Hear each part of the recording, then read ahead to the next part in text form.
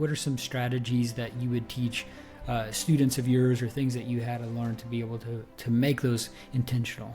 Yeah, and this is a practice for sure, because a lot of people then think the reason why I love helping real estate agents is I always got asked the question like, hey, what do you love about being a real estate agent? And people say, man, because every day is different. I'm like, if every day is different, we have a problem, because you're not managing your days. You're just waiting for the day to give you something that's different and exciting and like, oh, it's so cool. Sure, clients and situations are different, but your days should be relatively predictable so that you have control over them. If you don't know what's happening tomorrow, we got a problem, because you don't know if your priorities are going to be the priority tomorrow. And if they're not on the calendar, I'll tell you this right now, Nathan, like they're not going to be the priority, because there's going to be an email or a text or something that comes in and you're going to make that the priority. Well, welcome to the podcast. I have Matt Bonelli on the call here with us. He's going to tell us a little bit about his story and life. I'm super pumped to have you on the call here, Matt. Right off the bat here, right before we dive into who you are, what you're about, tell us your definition or your insights of what you believe the high performer lifestyle is. What does that look like? What's the definition? How do you apply that to your life? Yeah, Nathan, thanks so much for having me on, man. And what a good question too, because I'm sure you get a lot of different answers on this. And, I think there's how people qualify what is high performance, and it's usually comparison against other people who are performing high. And I think you can use that as a benchmark, but really I look at it as, hey, am I performing better than I am yesterday and at the best of my abilities, right? If I want to be a high performer lifestyle, that means that I'm happy with almost everything in my life, right? Business is good, family is good, relationships are good, income is good, finances overall are good.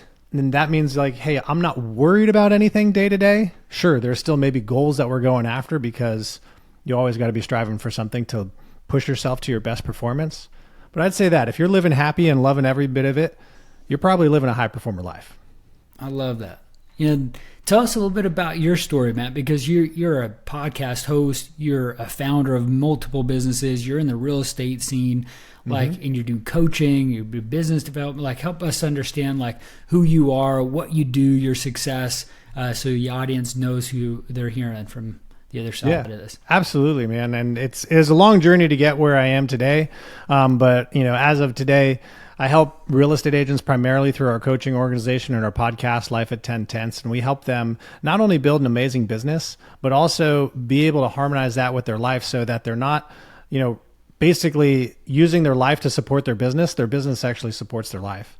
And along that journey of building that, there was a need for people to have some help with their marketing, specifically postcards. And so a couple of, they were actually clients of mine. I was helping them with their real estate business.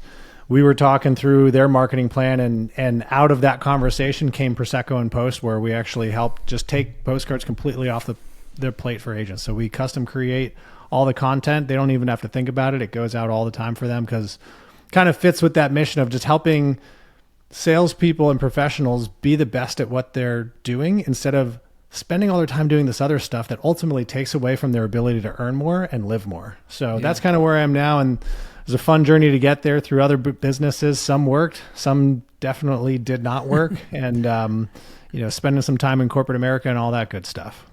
Well, yeah, bring us back to this very beginning stage of like when you were understanding you're a high performer. Like I remember vividly at like 21, 22 years old, was at my dad's church as a pastor, and I got a hold of a book from John Maxwell, the Leadership Gold.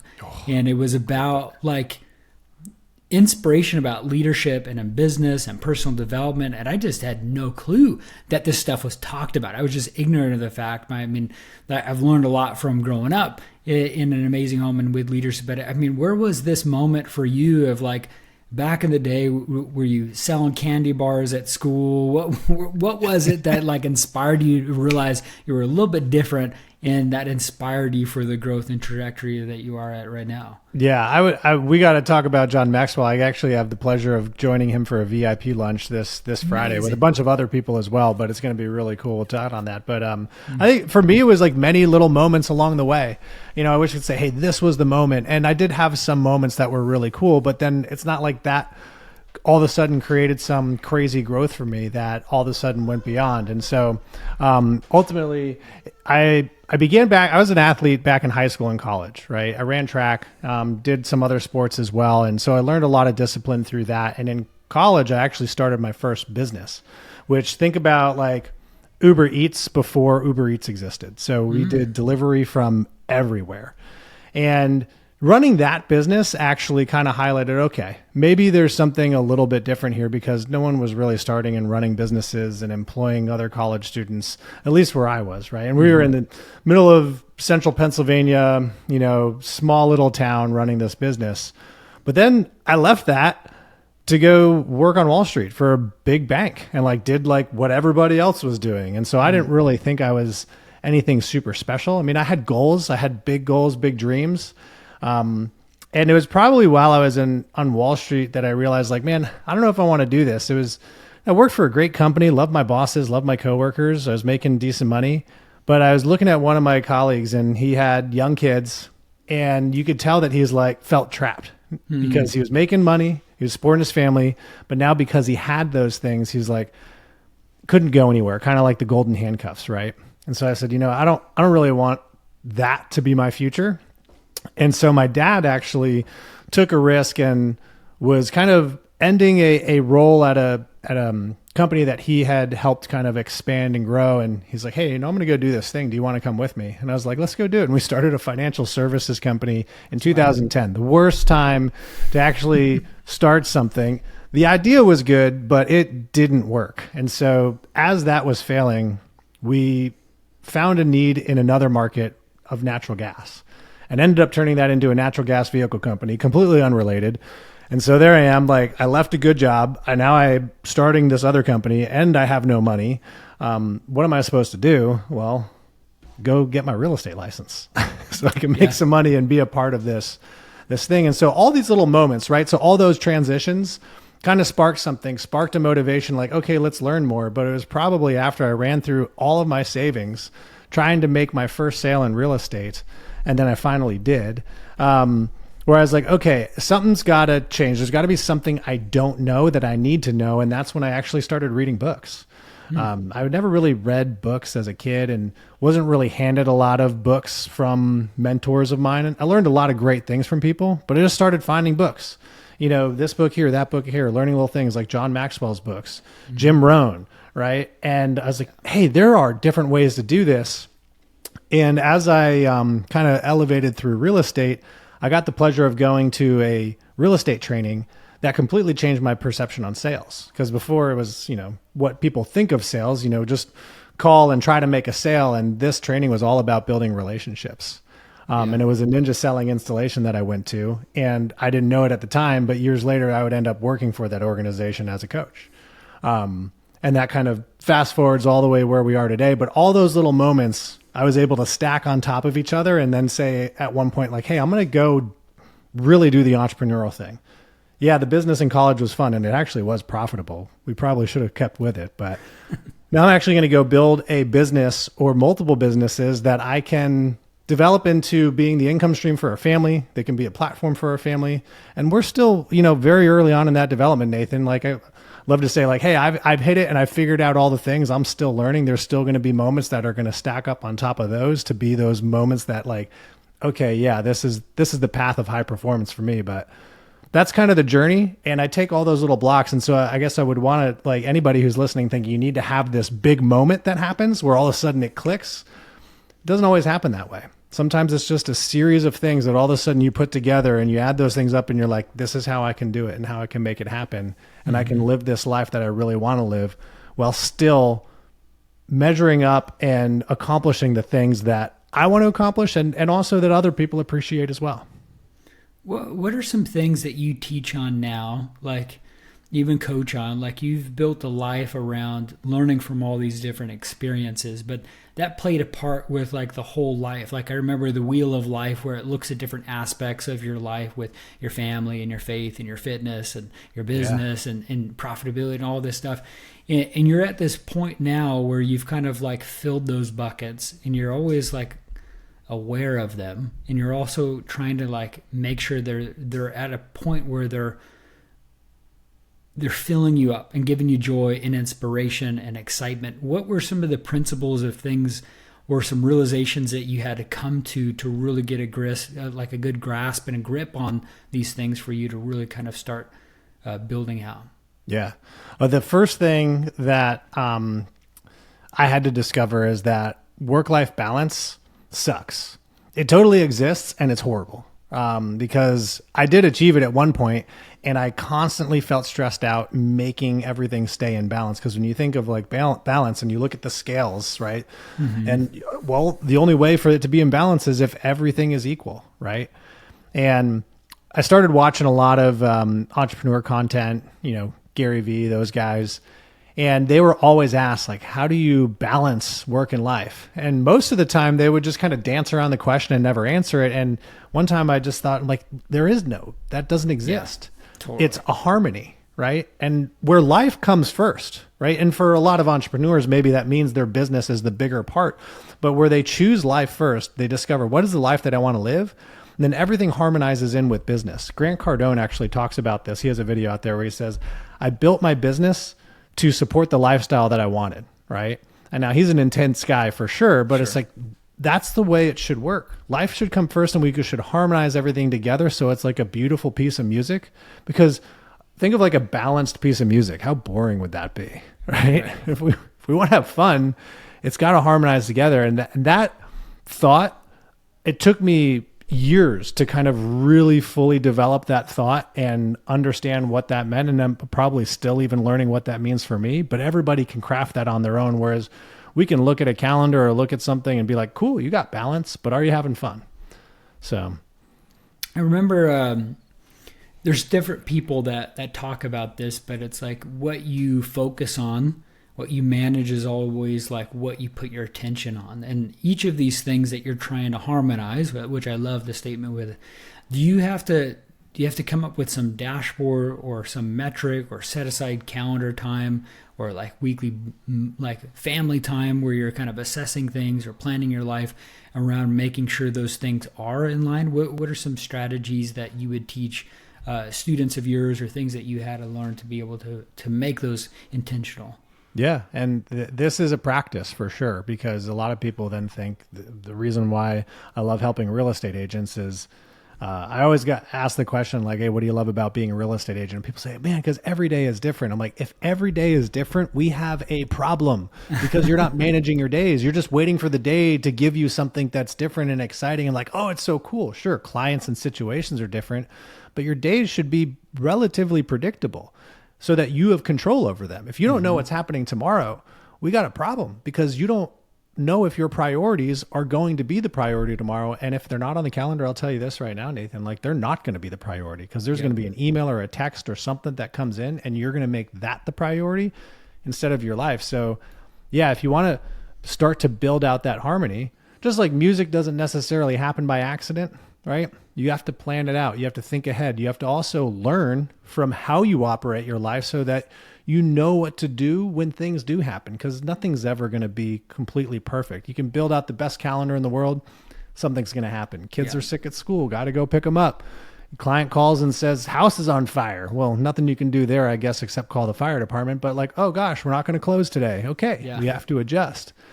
But if you already have your priorities identified, you're going to be able to massage that calendar so much better. And this does include family time. Mm-hmm. I got my workout in the morning on my calendar, which is usually pretty easy to like follow, because you just wake up and do the morning routine. But even at night, I block off family time so that it just reminds me, like, don't put appointments there, right? Unless there's something important that you're going to do that's worth it, and you have the discussion with family and you come to kind of a conclusion on how you're going to manage that. But if you fill up the calendar. Dead space on the calendar is a recipe for letting somebody else come in and control it. Even if you want to do nothing, then block out a stop and just say, I'm doing nothing for these 3 hours. That'll give you the freedom to make sure that nothing else gets put in there. And when I started my entrepreneurship journey, it wasn't always easy. Like, I was a creative in an open space, and I was like, hey, I could do whatever I want. But realizing, like you're talking about right now, it's like you have to be very intentional about setting aside specific things, because you're not just being a specialist in a job anymore. You're running a business, and you're wearing tons of different hats. Yeah. I know I learned the hard way many, many times, and entrepreneurs and well-known business owners that listen to this for inspiration from stories. What are some big principles or priorities that you've really had to anchor in? It sounds like fitness, sounds like your family time is important. And Yeah. it sounds like you kind of take those as priorities, schedule those out, and then build your business around it. Not just you build your personal life in front, and then you build your business around your personal life. It sounds like. Yeah. And I think that's important. Now, obviously, if you want your personal life to be like, hey, I'm just going to like enjoy my time every single day of the week and never work. It's like, okay, we have to obviously make some choices. I don't like to call them sacrifices because I think the choices we make actually serve us in the long run. And so you don't have to sacrifice anything for the life you want. You just have to choose today what you want to be tomorrow. And so I would say you start with that longer term outlook. Like, how do I want to be in 5 or 10 years so that you can then identify the priorities for today? And if say, okay, I want to have an enduring business, well, I need to then make sure I have an endurance mind and an endurance body. Because sure, for the short term, you can just say, hey, I'm just going to grind out work. I'm just going to put my head down and work. And when I was younger, and for young guys, like that can work because you are young and you have that extra energy. You still have some hormones working in your favor. But at some point, you're going to be exhausted and tired and broken. And then you're going to have to rebuild. But if you take care of yourself along the entire way, if you eat right, if you sleep, if you exercise, if you make sure you're not sitting in that chair all day, you're going to have more endurance to then get through this, marathon of business. And even if that is the marathon of doing what you need to do outside of your 9 to 5, if you're not taking care of yourself, you're going to be exhausted after that job and you're not going to be able to build the dream that you want. So I always prioritize my self-care, and that includes your mindset as well, which can be that family time and whatnot. And if it's on the calendar, it's coming. You don't need to take that extra Netflix show or whatnot because you already know, hey, I got my best things that I want to do on the calendar. I don't need to take time away from those by missing out on this extra sleep that's going to drain my energy. And so then the rest will fall into place, in between the waking hours there. How do you balance your own ambitions as an entrepreneur by building out a schedule for yourself, but also not leaving your family in the wake of your ambition? Yeah. How much of that do you plan with your spouse? Because I'm personally just being candid with you, and all the hearers on this for learning purposes is like you're trying to like coordinate and be intentional with your wife's schedule and her family, and with our kids, and with our future and the holidays. How do you bake that into your schedule now that you're like assessing that and you're kind of working through it? How do you go about that? It's a good question. And I will say this is the one area that I have a lot of knowledge. The application is terrible. It's a practice, like you're saying, that I think many of us are trying to work through for sure. Yeah. I mean, and like, hey, it's good to know that like we know a lot of stuff. Like my wife and I should sit down for a weekly meeting every week and like kind of see what's going on. But pretty much the way we handle it's like we kind of just talk as we go. The one, we do make decisions about like, how do we want to manage things, right? And a lot of times you'll hear people say, well, okay, I just need a spouse that's going to support everything that I want to do. And listen, I would love to work, on creative and business endeavors more than I do during the day. But my wife also has some goals for her career, and she doesn't want to take, these years where, she could just be a mom and I could also just be a dad. Because she knows that in 15 years, she wants to make sure she's still she designs hotels. That's what she does. Very cool. It's like, I don't want to leave that space. I want to be there and build something and inspire our girls too. And by the grace of God, she also gets to work at home a lot of the time too. So I was like, all right, well, you're going to have a little bit more structure to your day. So I'll just figure out how to adjust my day so that I can take the girls to school and pick them up, so that if you have a late meeting, and I have that flexibility, and I thank God for that too. And so we just kind of do it as we go, Nathan. I wish I had I know the things, and I know a lot of people are sitting there like, oh man, he doesn't have that figured out. It's like, I know, but no, we don't have it figured out in practice. And I think that's putting in the reps sometimes on that. And as you know, from having young kids, sometimes that can get a little bit in the way because you let those things get the best of you too. It's like, well, we got a 5 and a 2-year-old, and that's just kind of the way it is. And it's not the way it is. You just have to figure out what works best for you.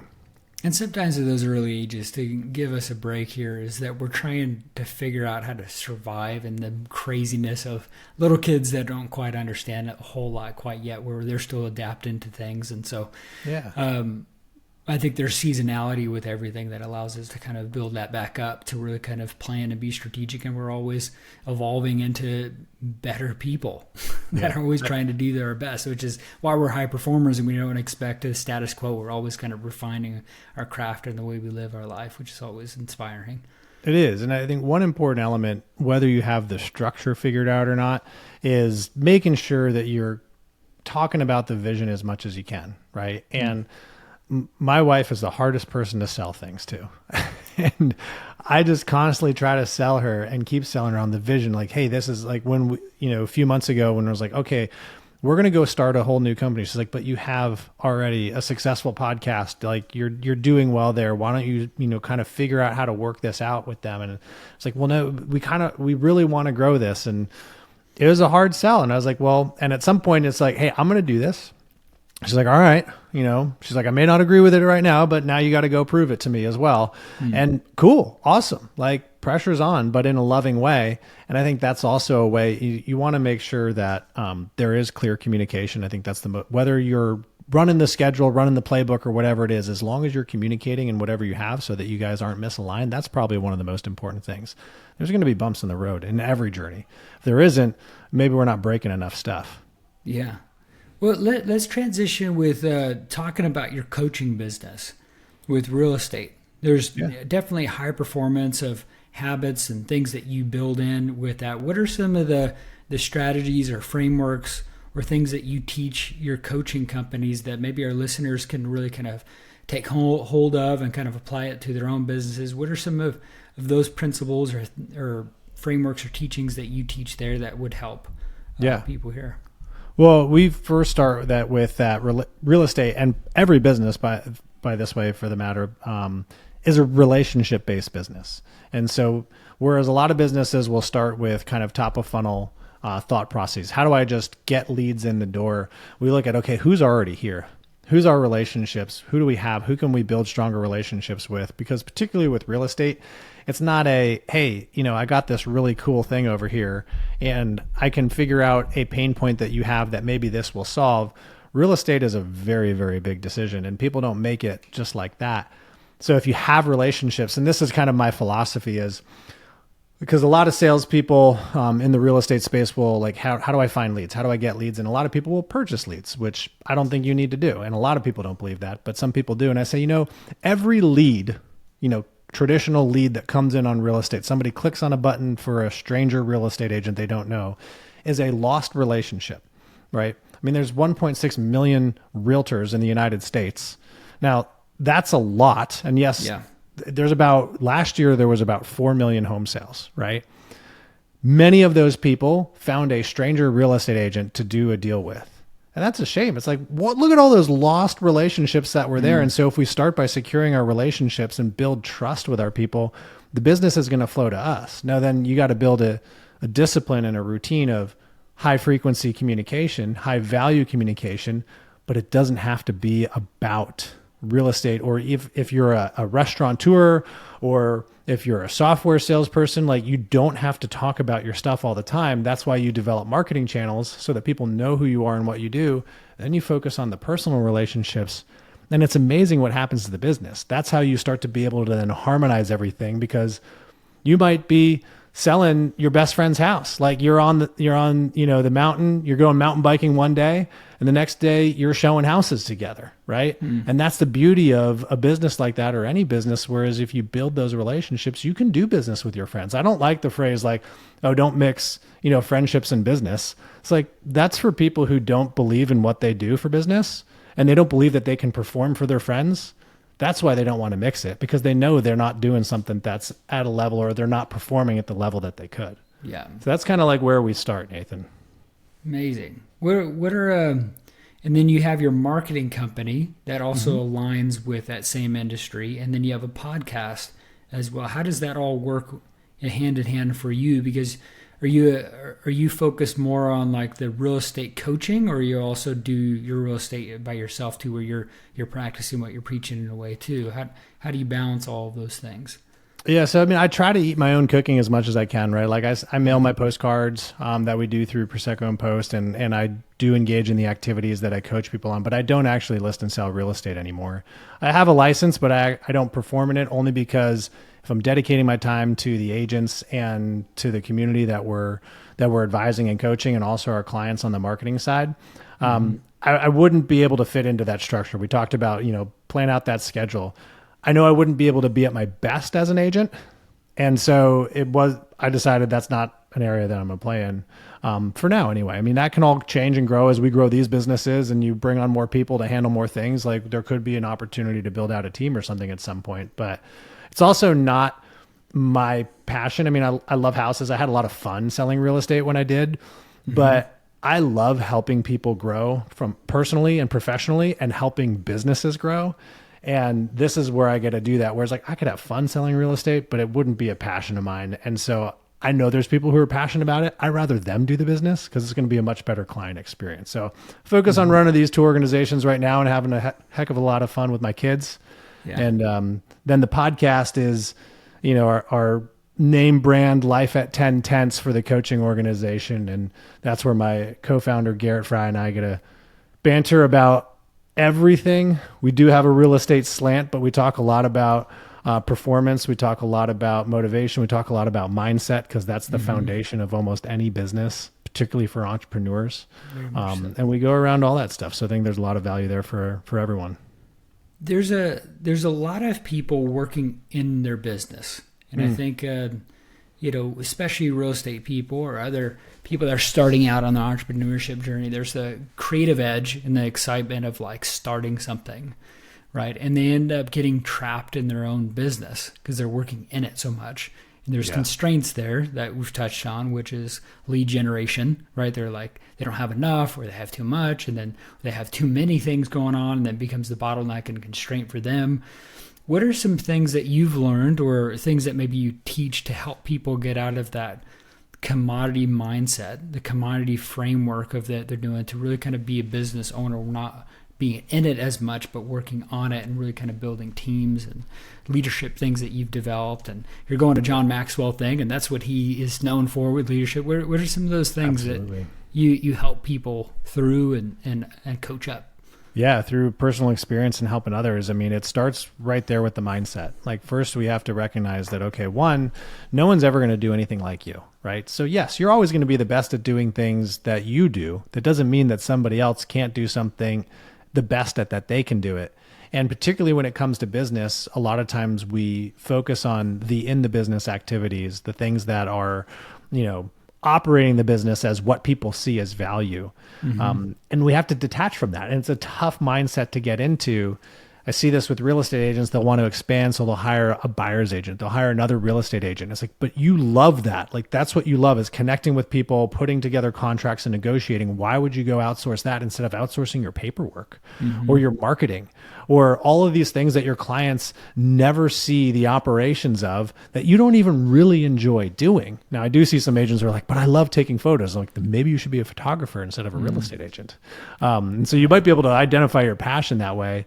And it's tough. I mean, because you also look at cash flow. I can't afford to. And yeah, maybe you can't at some point. And so you got to work. I heard Ed Milet say this. I think it was Ed Milet. Maybe it was somebody else. It's like, well, sometimes you got to work both jobs until one job can pay for the other job. And then you hire that one out, and then you work another job to stack on top of that. And yes, that gets into, well, then how do you fit life in? You got to be strategic about this. You need to work. The smart work is the hard work, by the way, right? Yeah. The hard things are the smart things to do, which are probably going to take less time and produce more results for you. If you look at anybody's business, and I'm sure, Nathan, you've been there, I've been there, and there's certain things in my business that I'm in there on right now where the things that are taking up most of your time, you could probably hire somebody for a small fee, or just change the way you do it to shrink it by 50% of the time, or just not even do it. And you can go spend way more time on things that are producing way more money for you. and way more results for your people and your clients. And that's a hard thing to identify. I mean, Dan Martell teaches the time audit, right? The time and energy audit. That's a great thing to do. Just watch your days. Where are you productive? Where's your energy high? And where are you not making money and your energy is low? And outsource or offload or delete that stuff, and focus on the things that bring you energy and put money in your pocket too. As being an entrepreneur and grinding away so many times, has there been like different outlets that you have for you to feel like you're relaxed? You have like hobbies. Having young kids, it's not always easy to balance everything. Is there some specific outlets that you personally have found that's been helpful for you to kind of do? You talked about mountain biking. Is there other habits or things that you build in and anchor in that's helpful for you to kind of downshift a little bit to kind of have a clear mind? Yeah, I mean, for me, it's mostly exercise related, and partly because I went through a period where I wasn't really exercising and it was in a horrible headspace. My mindset wasn't good. I felt like garbage.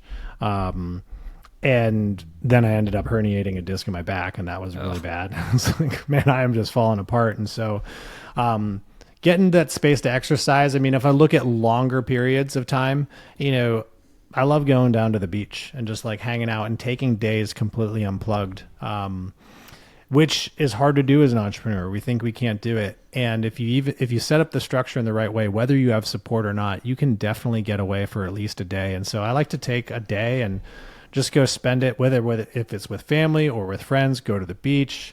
I would love to get into the mountains more than we do now that our girls are getting a little older, probably be able to drive upstate and get in there, and do some fun stuff up there. That's kind of what I do now to decompress. During the day though, fitness, reading books is good for me. And then, there's just certain reality TV shows, real estate reality TV, and some of these other goofy shows that are out there on Apple and Netflix and stuff. My wife and I love Outer Banks. So like, that's kind of a little escape every now and then too. I mean, just to kind of just tune the mind to something else, Yeah. Yeah. I've been doing massages once a week, and that's been just helpful time to kind of take the hour or so and just kind of work out all that tension and stress that comes from being an entrepreneur. And I heard Patrick Bet-David say that, and I started to implement. I definitely see that that's super helpful with just like little things that you can tweak in your health and your mind that allows you to have that alignment and clear creativity as an entrepreneur. But so you just take like a full body massage just once a week. You go, dude, that's awesome. I like that idea. I could use one of those. Yeah, I heard Patrick Bet-David say that once, and I was like, I'm going to do that. It's doctor prescription. Honey, we got to do it. That type of thing.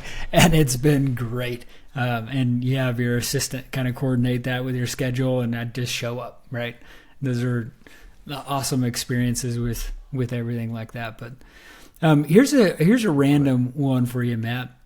Is there something that you carry, you wear, you do, you have, like, what's your everyday carry that's maybe something that's unique that other people don't? Do you have anything like that you bring with you, you carry or you wear or anything like that? Man, I mean, I'm usually here in my house a lot of the times. Water is like my thing.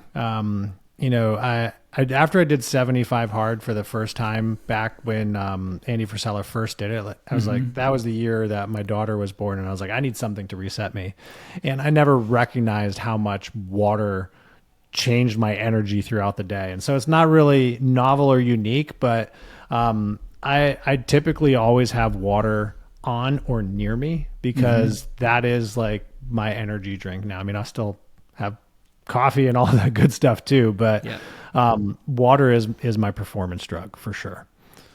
That's good. My wife gets on me all the time because I'm carrying like 2 or 3 different things. My water, you got your coffee, or you got your, smoothie, or you got your shake, right? And especially, taking priority with fitness like you and I do, you have batches of stuff if you go to and fro from, your sunglass, your wallet, your phone, your keys. Then you got like your meal prep, and your shakes and all sorts of stuff. So it starts packing up where it's like you got some go bags that you go to and from.